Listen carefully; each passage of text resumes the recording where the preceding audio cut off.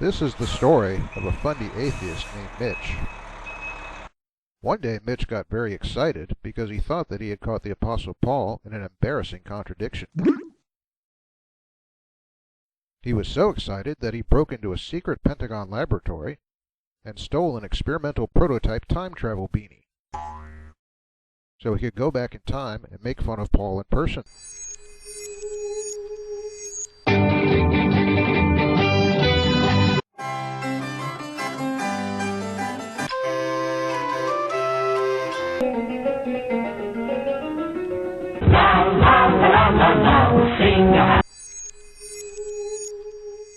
Finally, Mitch arrived in the middle of the 1st century A.D., and there he found Paul.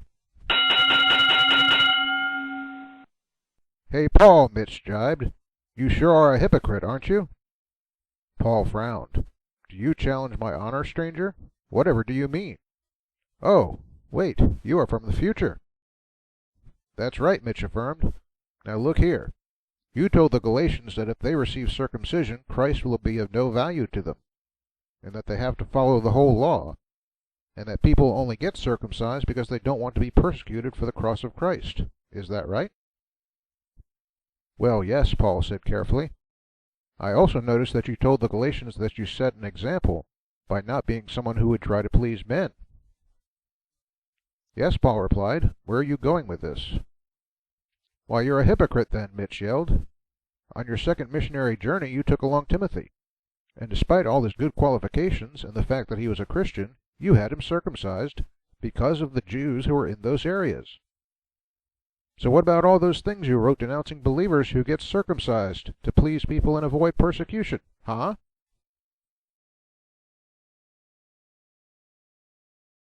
Paul stared at Mitch for a long time, as though wondering if perhaps he had some mental illness. "I can see you are not well educated, stranger," Paul said at last.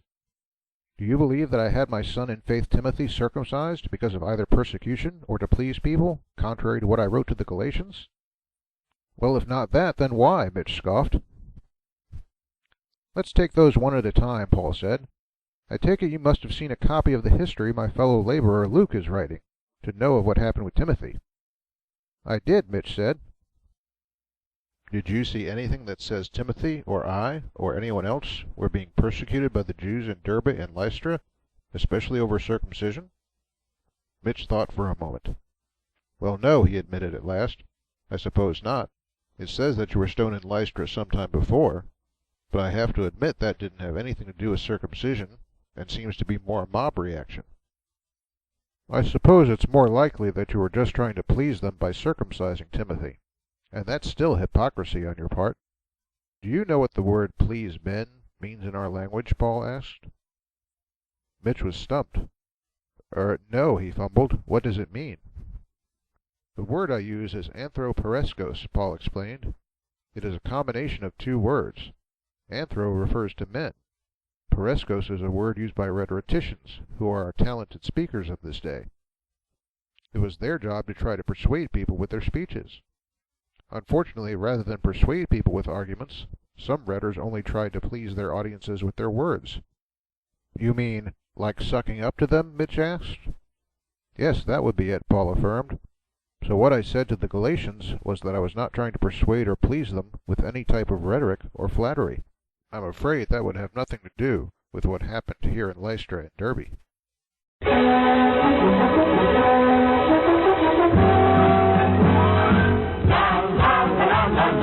Sing a happy song. La la la la la, smirk the whole day long. Smirk along with me.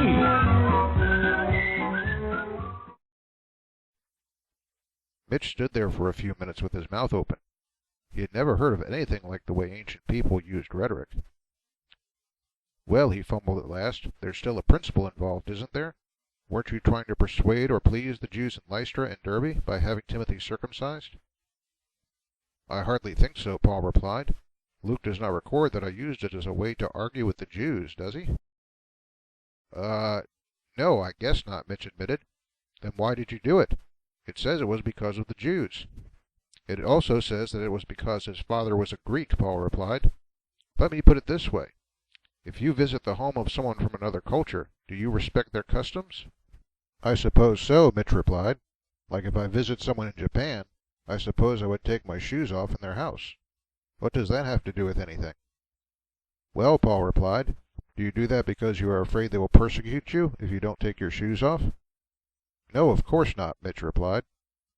Do you do it because you're trying to suck up to them, as you say? No, I'm just being respectful. Well, Paul said, that was what we were doing, too. If you have read my letters to the Corinthian church, you know I said there that I strive to be all things to all men. Timothy's father is Greek, but because his mother was a Jew, he was considered a Jew by rabbinic law. Since he was not circumcised, other Jews would see him as an apostate Jew, and would think he was being disrespectful to their customs. Now tell me, how do you think Jews would react to him as a missionary? Well, Mitch stumbled. I guess they wouldn't like it very much. That's right, Paul said. So having Timothy circumcised was our way of showing respect for them.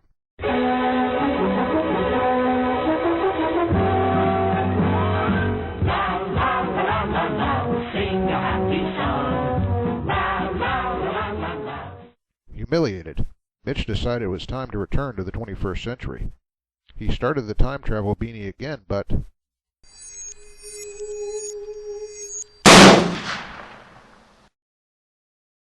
it broke. Mitch was trapped in the 1st century.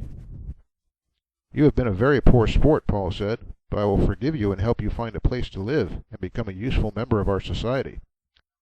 The only thing is that you will have to learn to respect the customs of whatever people you live with. No way, Mitch objected.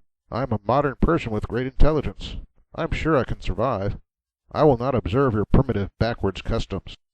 Paul replied, If you change your mind, I will be in the city for a while. 2 weeks later, Mitch called for Paul. I've had a very bad time, he said. I have no idea how to live here. I'm hungry and thirsty. I'm tired, and I was slapped by a centurion for standing in his way. I thought that might happen, Paul said kindly, so I arranged to have you live with some people here.